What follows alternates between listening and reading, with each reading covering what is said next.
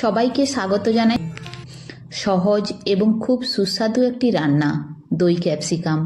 গরম গরম ভাত, রুটি কিংবা পরোটার সাথে খেতে দারুণ লাগে। দই ক্যাপসিকাম বানানোর জন্য আমি 3টে কাঁচা লঙ্কা এবং 3 কোয়া রসুন ভালো করে থেতো করে নিচ্ছি।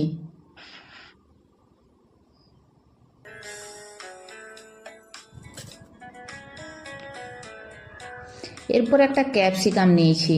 সেই ক্যাপসিকামের মাঝের শাঁস এবং বীজগুলোকে বাদ দিয়ে ছোট ছোট টুকরো টুকরো করে কেটে নিচ্ছি।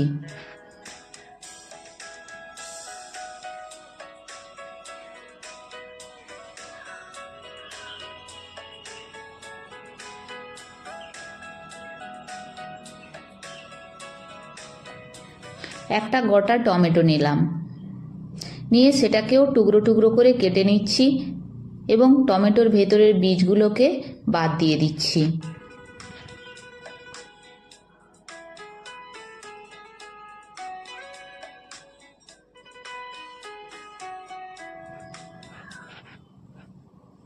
একটা মিক্সিং জার নিয়েছি, তাতে দিয়ে দিচ্ছি চালমগজ দানা 1 চামচ এবং দিয়ে দিচ্ছি কয়েকটা কাজু বাদাম।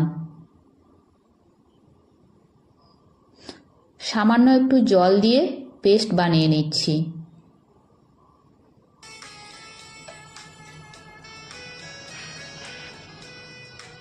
এরপর ওভেনে একটা কড়াই বসিয়ে দিয়েছি, তাতে সামান্য তেল দিয়ে দিলাম।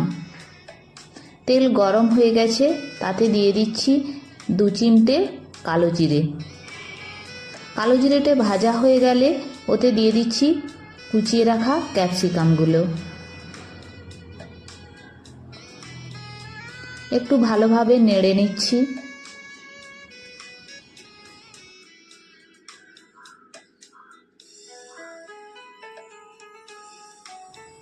এইভাবে ক্যাপসিকাম 2 মিনিট কষিয়ে নিতে হবে। যখন এরকম কালারটা চেঞ্জ হয়ে আসবে তখনই দিয়ে দেবো থেতো করে রাখা রসুন এবং কাঁচা লঙ্কা, দিয়ে একটু কষিয়ে নিচ্ছি। এরপর দিয়ে দিচ্ছি কুচিয়ে রাখা টমেটো। টমেটো দিয়ে আবার কষাতে থাকলাম। এরপর দিয়ে দিচ্ছি রঙের জন্য কাশ্মীরি রেড চিলি পাউডার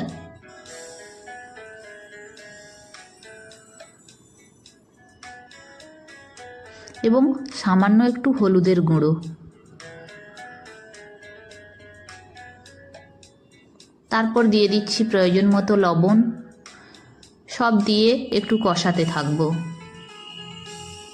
এরপর দিয়ে দিচ্ছি মগজদানা এবং কাজু বাদাম বাটা, দিয়ে ভালো করে কষিয়ে নিচ্ছি।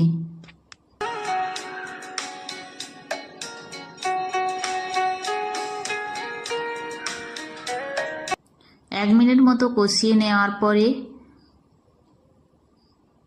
দিয়ে দিচ্ছি টক দই।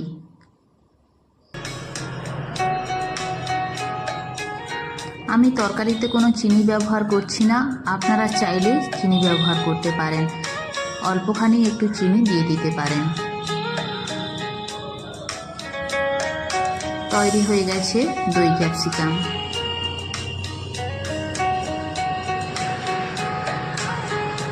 গরম গরম ভাত, রুটি কিংবা পরোটার সাথে খেতে দারুণ লাগে।